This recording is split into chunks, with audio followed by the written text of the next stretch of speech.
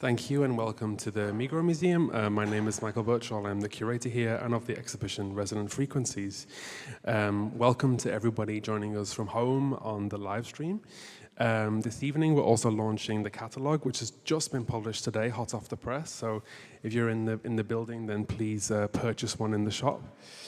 And I'd also like to thank my colleagues for organizing this event, especially Tasneem Baghdadi, Lucas Hagen, and Marcus Bosch, as well as the rest of the technical team. And it's wonderful to welcome Evan and Hannah into the space. Dr. Hannah Catherine Jones is a London-based artist, scholar, multi-instrumentalist, broadcaster, and DJ, composer, conductor, and founder of Peckham Chamber Orchestra, a community project established in 2013. Evan Ifekoya lives and works in London. Their work in sound and text is an extension of their calling as a spiritual practitioner. Both Evan and Hannah have previously collaborated on the collaborative sound work Exercises for Limitless Potential, HELP, at Gasworks London and at the Yemen Biennial, and appear together in the podcast series Conversations on Bliss, where they discuss their shared concerns with the healing potential of sound and how through attunement to certain frequencies, we have the potential to heal and transform the body on a cellular level. I'm delighted to welcome them both here, and I really look forward to the conversation. Thank you. Thank you, Michael. Thank you for the introduction. Thanks so much. Thanks for having us. Just acclimatizing to this moment in your show, plus, cameras. Hello, everyone at home. Just going to get that out of the way. Hi. Because the cameras are a very strong presence. Yes. In this space that you have created, which I only encountered for the first time yesterday, and I've spent about an hour and a half, although time did something strange when I was in the space, which I believe was your intention. It's quite hard to sort of put into words. I am aware that maybe people haven't spent time with the show, especially the presence of this live stream. But what I experienced was hard to put into words. It was a multi-layered experience. It was, and it is, a space I want to dwell in, a space that I want to spend more time in, and a space that sort of feels like I can visit different parts of my body, my history. It does so much stuff to the layers of consciousness. And that's something that is reflected, pun intended, in this space that we find ourselves in right now. So yes, thank you for creating this space that I feel like myself and so many others want to dwell in. I'm not really sure. It's not really like a question-answer kind of scenario in my mind, but I will try and ask a question in saying, how did you begin to sort of put this amazing experience together?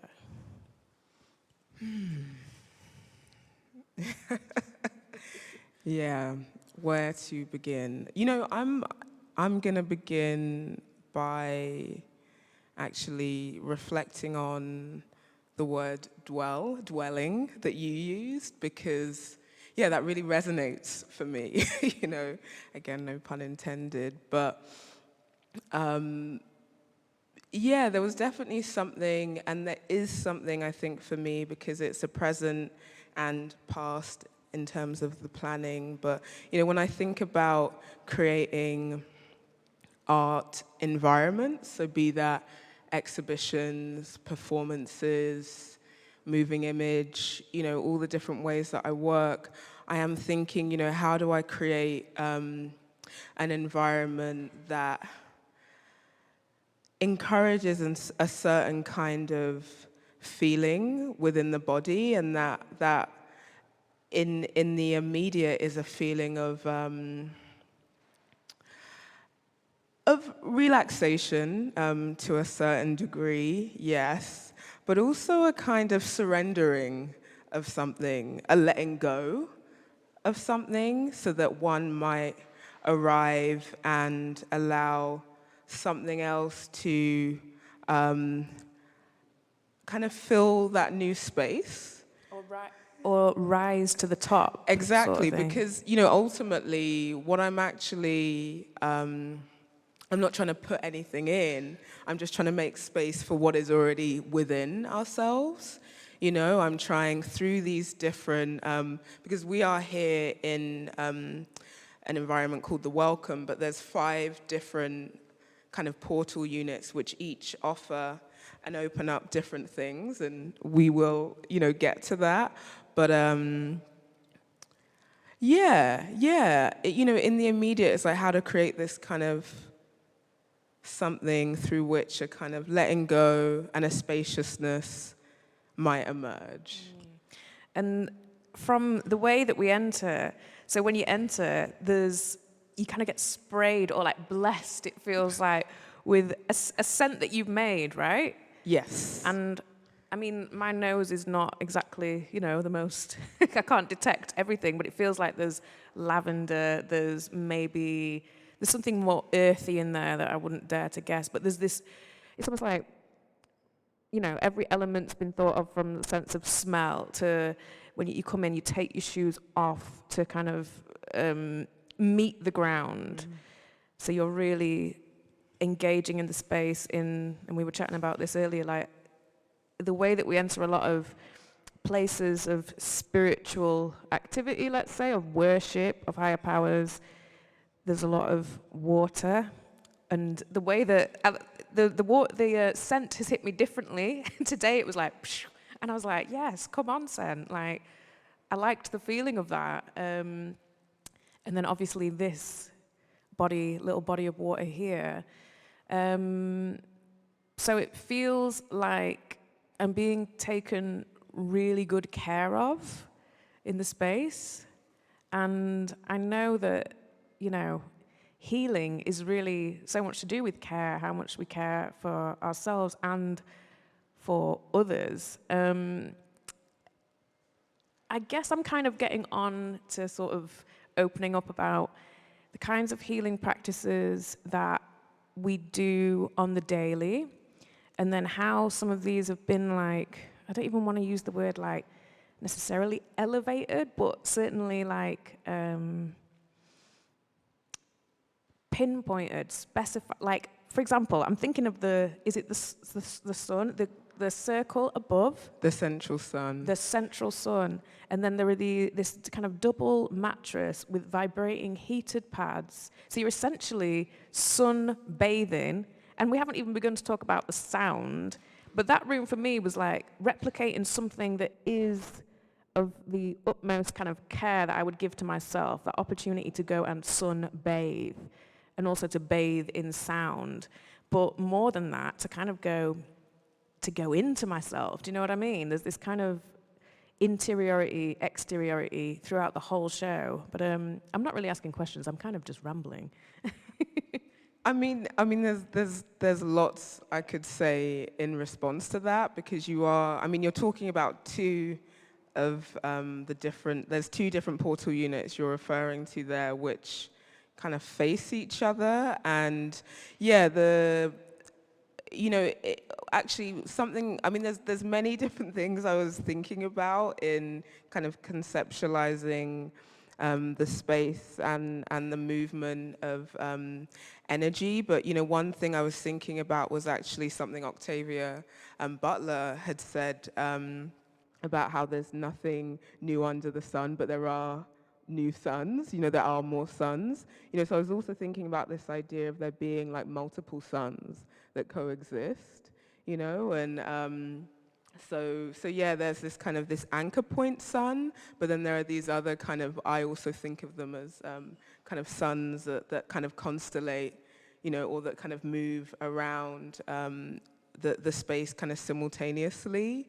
And so that was for me, that was kind of yeah, like a kind of a way of organizing the space, I would say. Like I hadn't really thought about it as this idea of sunbathing or bathing in sound, but yeah, I mean, there was also that too, because there is, I was definitely thinking about, the passage of time within the show, the fact that, because of the way that the space is set up, it does, you get this sense of time moving, because when you arrive at midday, it's brighter, and then you come now and it's kind of darker, it's more subdued. Because of the windows we have behind us. Because of the windows, but then also the vibration, the space with the mats, the light does change there as well. It does kind of move from a brighter point to a darker, kind of more blue. So you have this idea of, sunlight to sun dark. So yeah, I was definitely thinking about temporality and time, but also about it collapsing, rather than it being like a linear thing, more about kind of multiple kind of modes and registers of time kind of existing kind of simultaneously. There is definitely a timelessness, as it were, and in terms as well as, because I spent, okay, so the whole sound work that is within this space totals 7 hours, is that right? Mm-hmm. So me only spending about an hour and a half yesterday, I haven't, scraped the surface of what else is there, but I did notice there were a couple of things that, motifs that came back round, which was really sort of comforting and sort of reflects this way that when we're trying to sort of go through these practices of meditation and going inwards, you have to repeat the exercises. It has to become part of this practice of going to that space within yourself. So I was noticing on the central sort of speaker with the circles of sound, it feels like, I don't really know how to describe it. What's the title of that one? I should know. It's called the Central Sun. Ugh. Yeah. Okay. So the sounds and the exercises, that's what I kind of want to refer to them, where it's like, think of a sound, repeat the sound. How does that feel? You're asking us questions, and you're also giving us so much like information as well, which doesn't feel like, how can I describe it? It's sort of like very sort of gently and ambiently delivered as part of a lot of things that can actually help us. Do you know what I mean? It's like these exercises that can help us, and I feel like you're sharing a lot of how you your relationship with sound on a day-to-day, which is a big thing, the way that we think about our bodies in relation to sound, and understand this thing, which is the air moving per second. That's what frequency is. So, and then how that interacts in our bodies. And I'm going back to the blue room with the sun and the vibrations, because what was so kind of profound about that for me is what it felt like after I pressed it off. There was this moment where it was like, its absence was almost shocking, because of how you didn't realize how much tension you held in your body before you laid on it. And then when it was gone, it was like, wow, that's back to my normal, I'm exaggerating, the shoulders up gesture of tension. But I'm not very good at asking questions. But it's conversation, right? Yeah, it's a back and forth, and I'm happy to, because something I do want to pick up on is, what you said about, this feeling of these being, things that I do as part of my life, which is very much what the show is composed of. The fact that the structures are octagons. I'm very interested in sacred geometry. There's a lot of aspects of sacred geometry in my home. I have it around because I am interested in what it kind of taps me into on like a kind of meditative and kind of, on a kind of how it connects to a deeper layer of my consciousness that might not be, you know, immediately apparent. And so, you know, there's that. And yeah, with the sound, you know, it kind of moves through, again, different registers. But, you know, a lot of it's also things that I'm learning as I'm going along. It's not me, you know, it's funny, it's not even that it's me trying to teach. It's like, this is me demonstrating what I'm learning, you know, and that these are things that have been really supportive for me on my journey. You know, and I think that's also something that is very important for me to name, is that, you know, I don't, you know, this journey that I'm on is not about me positioning myself as a healer or, you know, as a guru or as a you know, as a specialist, but rather that, like, this is something that we can all engage in, you know, and this is me trying to kind of, you know, plant seeds, share tools that might in some way benefit or support others as well. Yeah. You know, it's really that for me. And yeah, they're all things that are very much things that I do on a regular basis. And, you know, even the fact that, yeah, you know, there are these references to water. You know, like water, again, is very much a part of my clearing, cleansing practice. So that's why I wanted to invite that into the space. And then, you know, going back to the mist, you know, and actually, you know, the entrance is something that I've attended to in my work for a number of years, actually. Like I think since 2018, like at least all of my solo shows, there's been some kind of entrance, because I am really interested in, yeah, this idea of, like, you know, you're able to shed or leave something from where you were in arriving in a new space, you know, and that's something for me that, yeah, really connects me to, like, when I think of, like, sacred spaces, you know, that's what calls to mind for me, this idea of, like, somehow I'm leaving whatever I came in with behind, and I'm arriving, and something else is able to, yeah, rise up, you know, and that's also why, yeah, you know, there's the taking off of the shoes, and I think that does also, as well, encourage a different way of interacting, you know, with the environment. You know, I think it encourages, yeah, like a different way of being in the body when you're without shoes on. And intentional, you know, Yeah. taking off your shoes, especially the ones that I've been wearing. It's like, it takes a lot of, you know, I am doing this action, I am arriving. But there's so much to talk about. I guess, like, so many of the sounds, I want to talk about silence, right? Because we were chatting and I was asking you about some of the collaborative elements of the sound work, and there's a multitude of voices. There's a multitude of types of your own voice. You know, there's moments where you're speaking to us from a position of this bit is kind of how, like, meditative, and this bit is, again, like you're saying, you're sharing this information on your journey. That's what I was trying to get at earlier when it was like, it doesn't feel like an ambient kind of sharing of knowledge rather than I can't think of the right word, but someone sort of lecturing you. It doesn't feel like that, you know? So there are multiple kind of modes of your own voice, but then there are actually other people's voices as part of the show woven in this really kind of, like, yeah, what feels very seamless, and there is dialogue.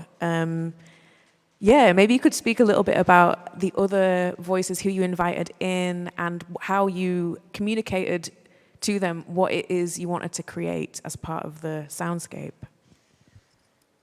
Yes, okay. I mean, you know, I will contextualize by saying, again, you know, collaboration and working with others is a big part of what I do. And yeah, whenever I am invited to do a solo show, a show of just my own work, there is always an element of inviting people that I consider myself in community with.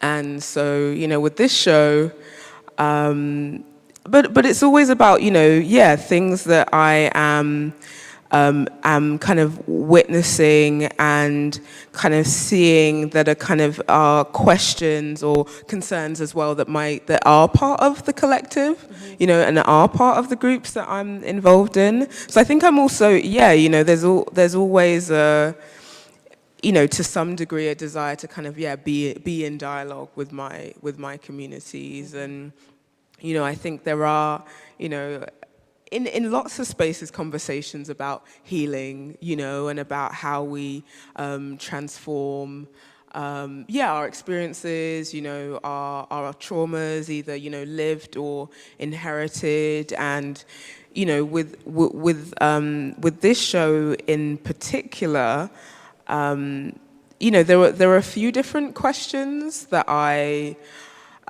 so with this, it was, you know, I tried to do something different in that it wasn't necessarily people that I interacted with like day to day in London, but it was like people that I had either interacted with kind of on a one-off, like in a workshop, or, you know, it was people that I'd interacted with like from various parts of the world. But who I knew and could see and were witnessing were in some way in dialogue with sound as part of their contemplative practice. And that could be in terms of like nightlife, you know, or it could also be in terms of, like walking practices. You know, one of the collaborators, Rahima, has this really amazing practice around like walking and like recording walks. You know, one of them, you know, Chaos Clay is a DJ, but then also people who, you know, were also thinking about, deep listening practices, who were from different corners of the world. And so I kind of, wanted to think, you know, and then specifically artists who use their voice as well as part of their contemplative practice. And,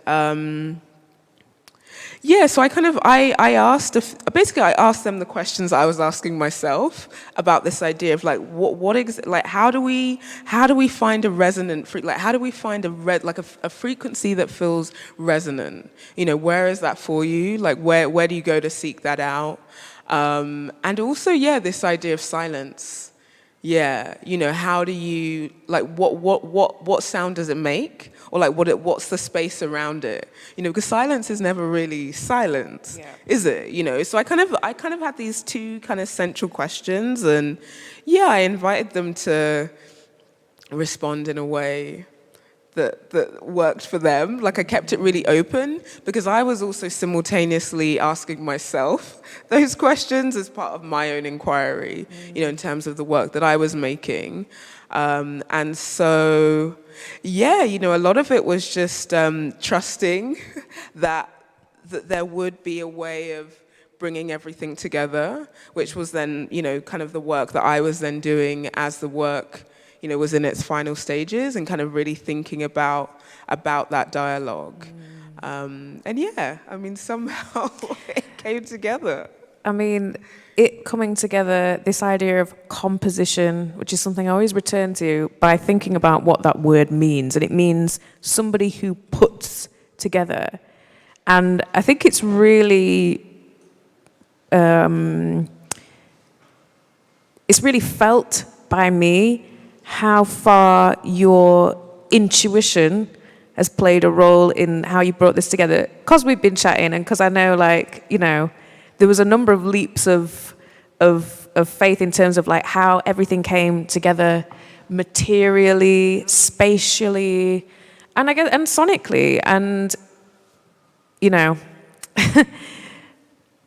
one of the things that I'm always thinking I had to say in my PhD is like intuition is methodology. It's a thing, you know. You have to kind of trust these urges that you can't quite like. Necessarily put into words or quantify, but that kind of give this, I don't know, there's a sense of like wonder and again, words not quite come into what the thing is that I'm trying to describe, but it feels like like it's a kind of coming together of, I mean, you've just described it, the way that you've brought together people from different sound worlds as we would separate them out in the late capitalist Western world as, you know, DJ or this or that. And I know you're not doing that, but I'm just kind of like trying to make a point about the way that we humans have always needed sonic ritual, how that how it takes different forms, how it comes back to us. And I'm also thinking about a trip that we took today, this morning, where we went to the Anna Kunz Museum, just about 30 minutes out of Zurich on the train, and we went to a cave. And I'm thinking about how when the, you know, academics, archaeologists, ologists, whoever they are, visit these caves and you see the cave paintings, and then like archaeoacousticians, is that a word? Google it. They come and they test, and they realize that the places where cave paintings have been put, across most of the caves where cave paintings have been found, is also the most sonically resonant place in the cave. So we know people will come in and gathering together to utilize that sonic reverberation. And again, I don't really do questions very well, but I just wanted to touch on this kind of space that you made, and especially the way that this sort of red clay that runs through the plinths, this stage, the curved seatings and those forms. There's something that is so elemental and very grounding about this space that I feel has only been emphasized through having gone on our little pilgrimage earlier today. So, intuition, sound, ritual, to summarize. Yes. Yeah, I mean, you know, I'm somebody who is very much intuitively led in what I do, in the way that I work. But, you know, what I will say is that, you know, the practice for me has also been about really clarifying my intuition and making sure that I am a clear channel for the information, you know, for what I'm receiving. So that's what all the practices are really for, you know, to become a vessel for that. And, you know, so that what is coming through, I know I can trust. And yeah, that was, and that is, you know, something that is very important to this show, like really reaffirming that there's a wisdom in intuition, you know, and that it can sit alongside the intellectual and the theoretical and, you know, all of that.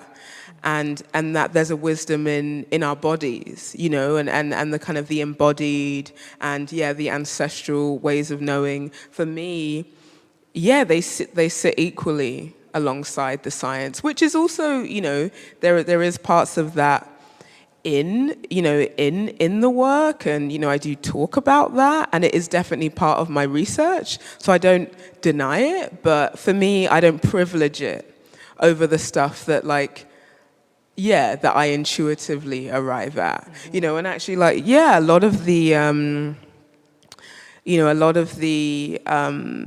like, in terms of, like, how I was visioning the space, did arrive through, like, a kind of, like a drum journeying, or like a kind of a shamanic practice in a way where, yeah, I might drum, or I might be with somebody who's drumming, or, you know, I also, you know, I've done like various different kinds of, you know, kind of dreaming in like a wakeful state, you know, so that you can access, yeah, deeper aspects of your knowing. You can access, you know, what's called your like Akashic record, and, you know, which is like the hall of records, which is like where all knowledge lives.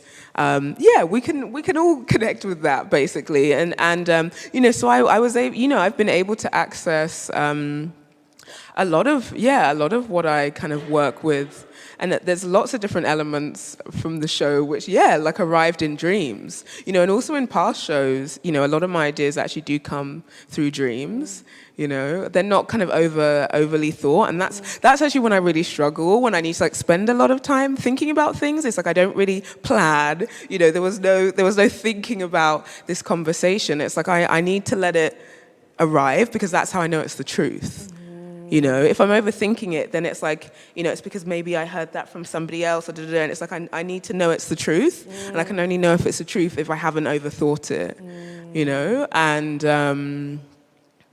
Yeah, so, you know, and that's a lot of the work that I do with other people, you know, when I'm working and like holding space for others creatively. It's like, how do we kind of, access more of our intuition so we can become more authentically ourselves as practitioners, as artists, as, you know, cultural workers, however we want to define ourselves. And that process is really about like, what feels right. It can't be, much like the walk, so there's this kind of cave that is something that you enter into, but at the same time feels quite open, and there feels like an opening up, but it was called the energy walk, wasn't it? And there was stages where we could just, you know, supposed to stop and kind of see how that moment feels for you. Does this feel right for you? And that is really what the kind of experiential research, or whatever you want to call it, with these so-called healing frequencies, which is going to be different for everyone, right? So different things, different frequencies are going to feel more kind of profound in one person than another, or maybe in whatever state of mind that you're in, but that's it, it's felt. And I don't think we have enough moments like that. And, you know, that point we come on to like numbers, like the solfeggio frequencies and all that. But I also can't stop thinking about the body as a vessel, as an instrument. And we were talking earlier, you were talking about the chest cavity as the most resonating part of the body, simply because it's, you know, we've got a rib cage, we've got a body, much like an instrument, like these calabash kind of instrument sculpture, painting, these little, how would I call them? They're characters. They're somewhere in between characters, objects, but they're this potential. They are resonating bodies. They have that space in them for the potential of, you know, sound, vibrations. And I think that it's very effective, the way that you've sort of, I don't know, every point feels like it's a reminder to, there's many ways in to and out of what of how we're trying to make space to feel what's right, to create that space for wisdom and intuition that we do, like you said, it's already inside of us. So yeah, I guess I've gone all over the place there. Yeah, again. But yeah, I mean, that kind of leads me back to, you know, when you were talking about the vibration mats, you know, because there are these different points within the exhibition, and this isn't on right now, but, you know, when the work is active, like this stage does vibrate.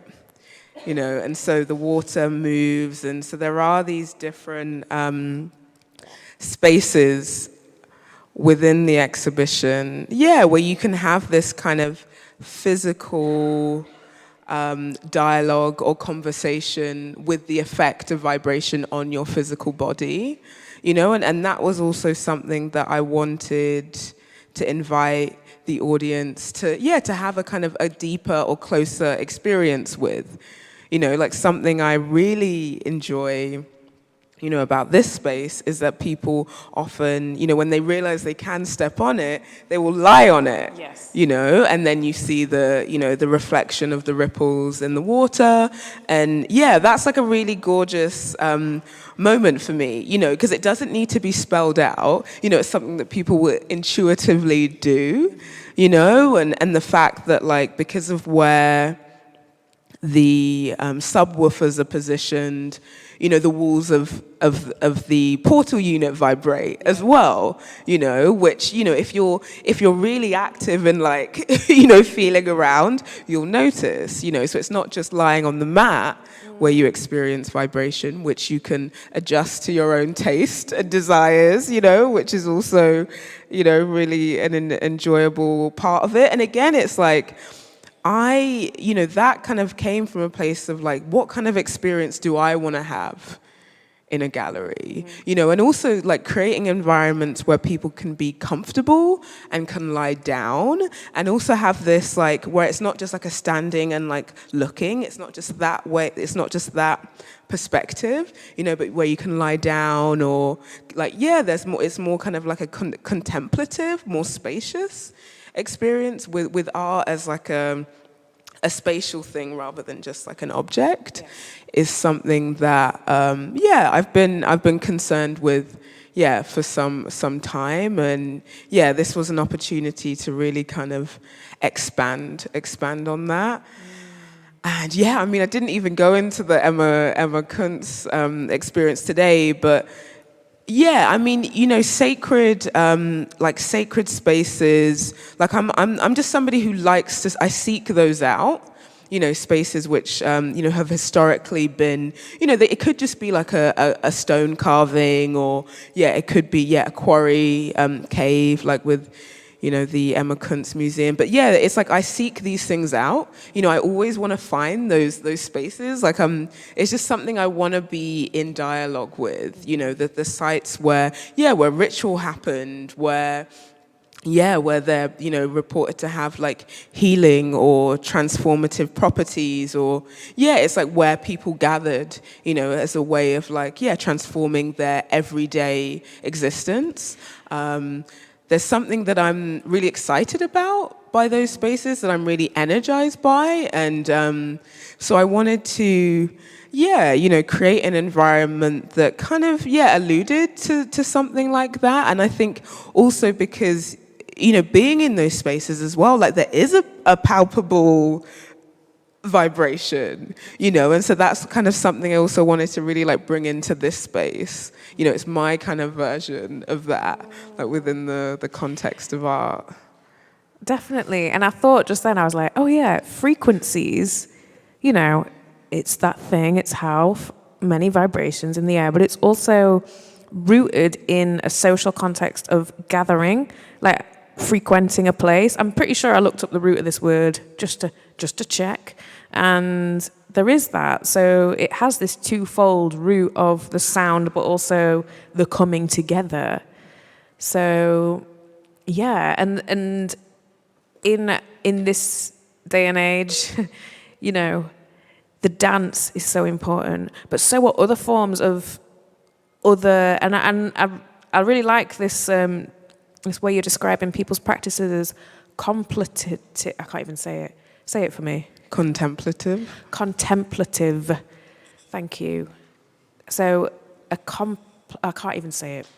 Contemplating stuff as part of your practice, that is really important. And there are many moments for that, including the dance, which can take you into interior. Like, of course it can.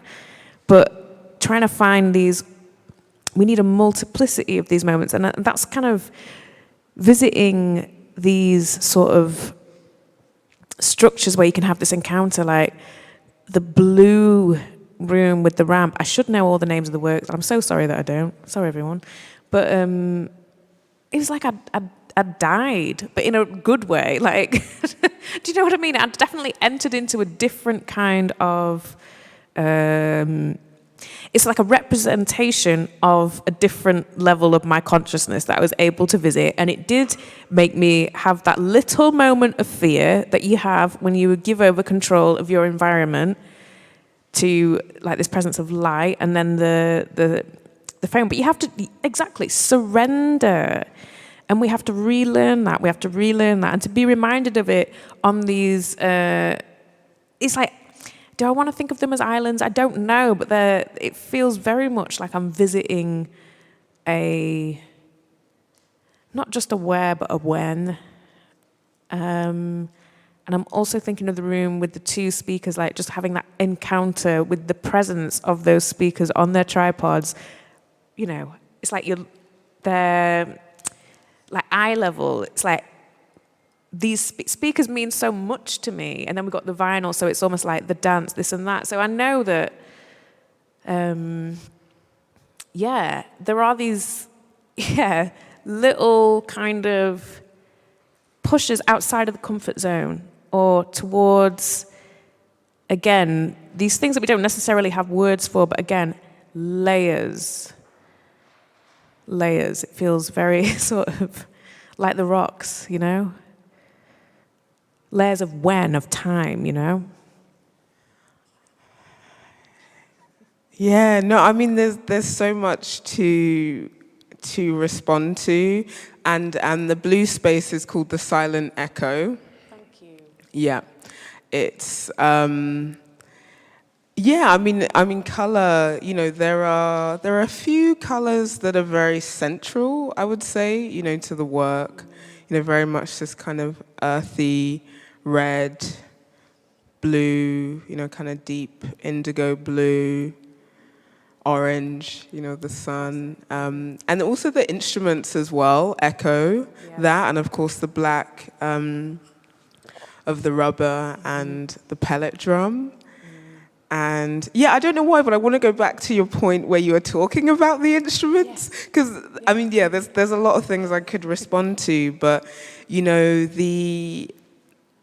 okay, I mean, there's multiple things I want to respond to now, but, you know, because for me, there was also, you know, I had to surrender as part of this show, you know, because there was a lot that was unknown for me because of how much had to be constructed and fabricated, you know, so it was also a kind of like a not knowing of if, you know, what the kind of the craziness that was in here, whether it would translate, you know, whether it would even be physically possible, you know, to construct. And, you know, it's only thanks to the amazing team at Migros that it was able to come to life, you know, and, you know, for that I'm, you know, eternally grateful for.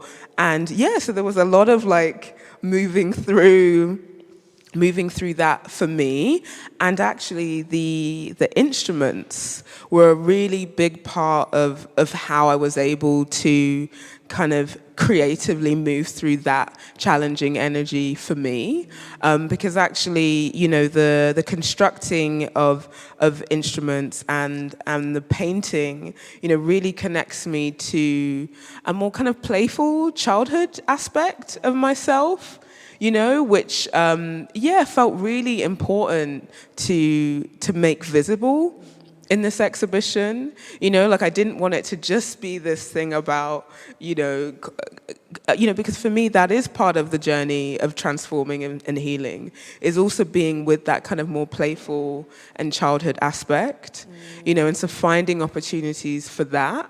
And that being visible was also a really important part of the show. And also, you know, in terms of like how they've been installed and, you know, displayed as well. You know, it's kind of like, you know, everything's a bit wonky and, you know, and it's kind of, for me, I don't know, it makes me laugh. Like it kind of like they are characters to me, absolutely. And so I needed that lightness as well. You know, and it's funny because it hasn't really been picked up at all, but for me, that's like a really important part of the show. And that kind of jokey look at like, you know, museological ways of displaying things. Like that's a really important part of this whole environment to me, you know, and, you know, and a lot of the materials as well are just, collected on journeys, you know, the cowrie shells, the twig, you know, just places that I visit, you know, if I feel called to, a certain bit of material, you know, I keep hold of things and I like, being able to repurpose them in that way. And I mean, the rubber room, just to go back to that, you know, because again, like, I don't know, rubber's just always this thing that I kind of like to bring in that element of like a kind of a more like sensual environment, because for me, spirituality is also very much connected to sexuality. you know, and so yeah, it's kind of an allusion to that, and some of the sonic aspects I would say as well really allude to that. But again, it kind of it's activated at certain points in the day. But yeah, I'll leave that there for now. No, yeah, I mean, totally. The calabash, like the instruments, the drums, it reminds me as well that tool, instrument, and what we consider that to be, it's almost like they are the instrument, the tool to activate this sense of playfulness, childlike kind of joy, you know, because there's a lot of joy in being here, you know. Like I said, you've created a space that I think we want to dwell in, because it's not saying, oh, don't touch this and like stay off here, and saying welcome, like what's the word, recline.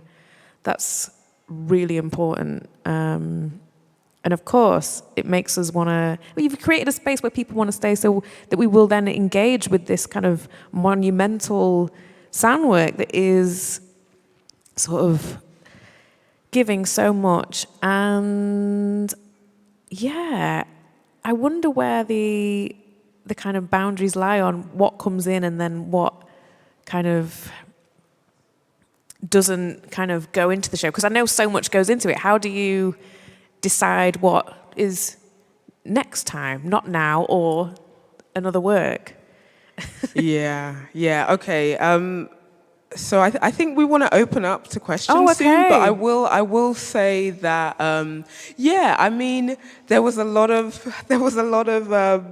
distilling and trying to get to the essence of something, you know, and there could have been 100 more things in this show, to be honest. But yeah, I think when I settled on the title, that is when I think things became a bit clearer for me about what to really focus on.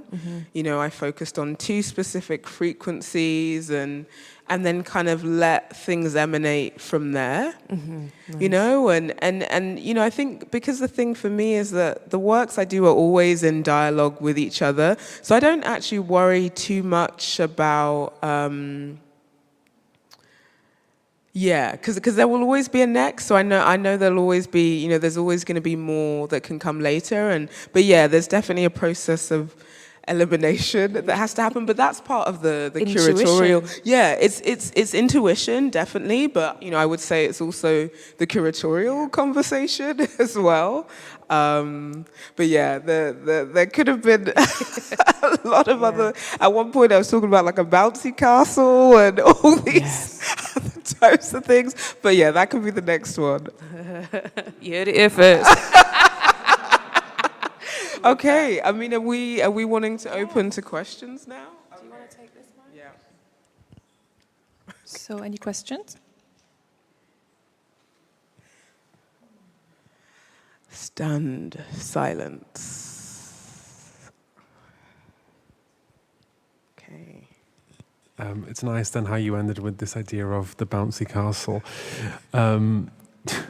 Do you think, though, in a way, if you work on the next exhibition, will you think increasingly about movement of visitors and how they experience space? Because it seems that you've been on a journey with your other exhibition in London, and here was the kind of an opportunity to realize an enormous space, which is about welcoming those people into the units. You know, this isn't a regular sort of exhibition, as you were talking about earlier on. Yeah. I mean, you know, I think something that is happening with this space, you know, this environment, is that aspects of the work are being activated, you know, over the course of the exhibition. And so, yeah, I think this idea of creating, you know, environments, creating containers where things can happen and unfold is something that I'm really excited about. Definitely, like where, yeah, there can be stillness, there can be pause, but yeah, there can also be a kind of yeah, and unfolding, and actually something I didn't kind of really talk about, but, you know, people are sitting on, you know, there's also the seating, which again is kind of modular and invites this kind of coming together, you know, so even though, yeah, there's very much these moments for a kind of individual experience, there's also, you know, I'm also interested in like, how do we find ways for collectivizing this experience, you know, that it's a work that actually we need to do together as well. So creating more environments where that can happen, yeah, in dialogue with people is, yeah, definitely, yeah, where it's kind of going, for sure.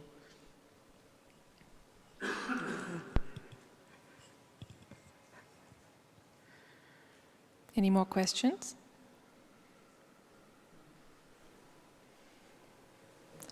Oh, yeah. Thank you. Unfortunately, I haven't seen your show yet, but you've been talking a lot about intuition and also about how it's a big part of your personal life. And I wondered what this means to you. How do you... I mean, everybody has to find this out themselves, but how do you connect to your intuition, and what does it mean to you? How does it feel like? Yeah, I mean, that is a very good question. What does it feel like? And that is the work, getting really clear about that feeling and knowing when it is the true feeling. Like, because for me, when it's intuitive, like there's a calmness, there's a clarity, you know, about what I'm experiencing. There's a harmony about it, you know, and so internally there's a harmony. So there could be movement. It's not that it's always still, but there's a harmony in that movement. Whereas like when you're moving through, say, in a way that's more clouded or whatever, there's tension, you know, so it's like it's you know, how the knowing, there's no tension. I'm not holding in the knowing. Do you know what I mean? I'm not resisting, you know, and so it's like, okay, how does it feel? Like, it's definitely something I feel on a muscular level as well. You know, it's like, okay, is there like a tightness somewhere? Because then that's, yeah, exactly. It's physiological and it's somatic as well as, it's outside of here, you know, the mind. It's kind of more, yeah, as you said, like, how do you feel it? For me, it's like it's a feeling of a clarity pulsing through my body, I would say.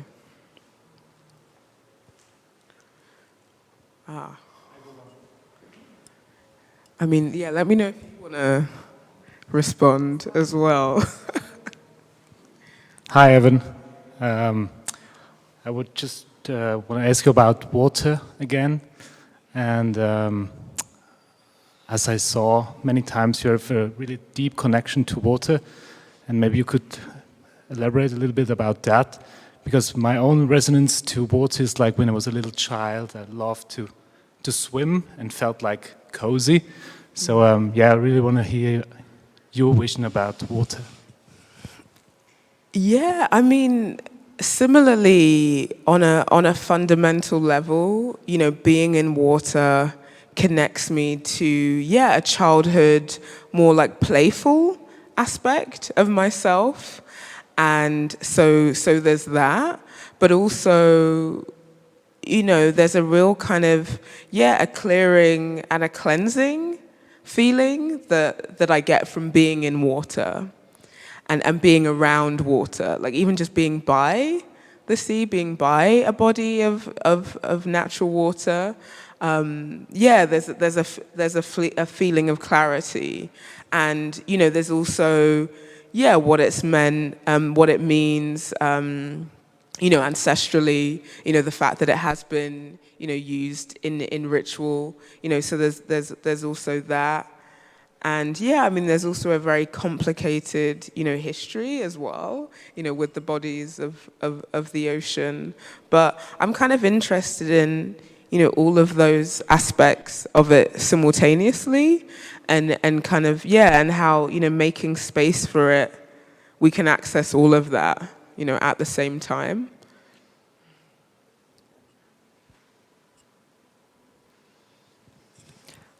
All right, I think there are no questions left. Thank you so much for your conversation, Evan and Hannah. It was really inspiring to listen to you, to learn from you. You talked about joy. I think all of us in the audience agree it was a joyful evening. And yeah, thank you so much. Thank you. Thank you, Hannah. Dr. Hannah, Catherine Jones. Thank you. Thanks, everyone.